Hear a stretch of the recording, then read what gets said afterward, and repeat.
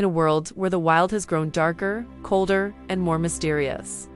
There exists a place few dare to imagine, let alone explore. It is here, on the ragged edges of humanity's last wilderness, that our story begins.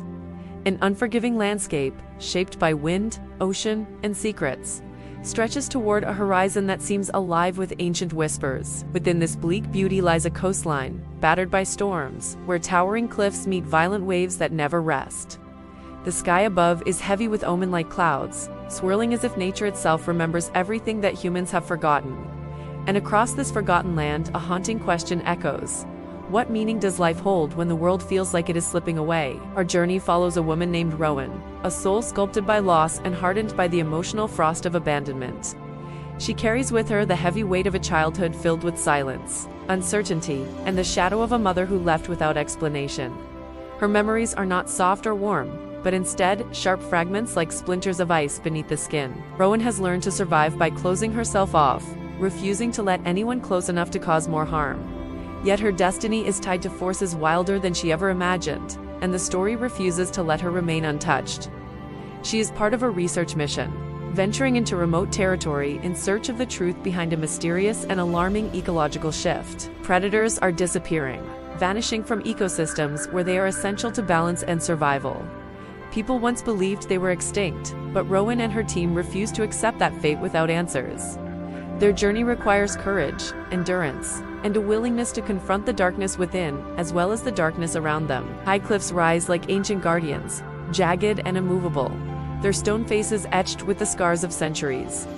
This landscape is not only physical, it is spiritual, emotional, and symbolic, a mirror to Rowan's inner battle. Her teammates, though united in purpose, do not see the silent war she carries in her chest. Every step deeper into the wild brings Rowan closer to what she has never known: the truth about belonging. Campfires crackle beneath starless skies, sparks fluttering like fireflies, trying to escape the darkness that swallows everything.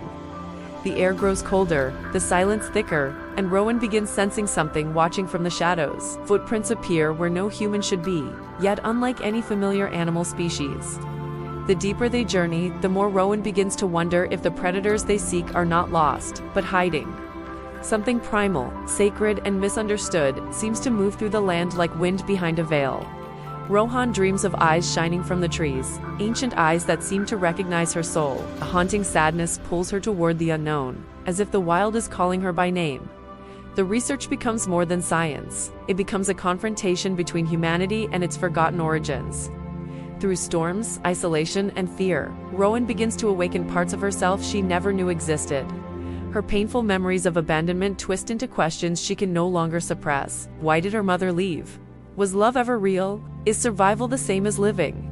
The land responds with symbols, animal tracks, broken branches, distant howls that tremble through the bones of mountains. Rowan starts understanding that the wild does not threaten. It warns, teaches, and judges. The creatures she seeks are not myths, but survivors, forced into hiding by human destruction and arrogance. Thunder rolls across the sea, lightning splitting the clouds like cracks in the world's last fragile shield. Tension within the team rises as fear begins to outweigh reason, and suspicion begins to form like frost between them. Some believe turning back is the only way, others refuse to leave without proof.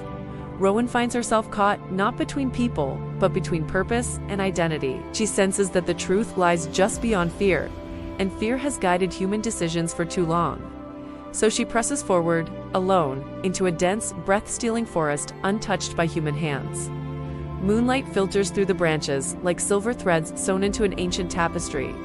She steps silently, feeling every heartbeat echo like a drum summoning fate. And suddenly, there within the stillness, she sees them. Predators, wild and magnificent, watching her with eyes full of history, pain, and wisdom. They are not extinct, they are evolving, adapting, and protecting themselves from the damage of mankind. For a moment, everything in Rowan's world stops. She feels the walls inside her crack, revealing a truth she never dared believe. She is not separate from nature, she is part of it. Her journey was never meant to rescue them. It was meant to reconnect her to what humanity has lost. The predators retreat, but not out of fear. They are reminding her that survival requires respect, not dominance. Rowan returns to her team transformed, carrying something deeper than proof. She has found the balance between science and spirit, logic and intuition, human and animal. And in that sacred understanding, she discovers forgiveness for herself, for her mother, for the broken world. The wild, dark shore remains, forever mysterious and untamed, but no longer a place of fear. Instead, it becomes a symbol of healing, a reminder that even in darkness, life adapts, waits, and remembers. Rowan walks away knowing that every ecosystem, like every heart, can be restored if given respect, space, and truth. The journey changes her forever, leaving her with a new purpose: to protect where others conquered, to listen where others silenced. And as the waves crash endlessly against the forgotten shore, one truth rings clear: the wild does not need saving, we do.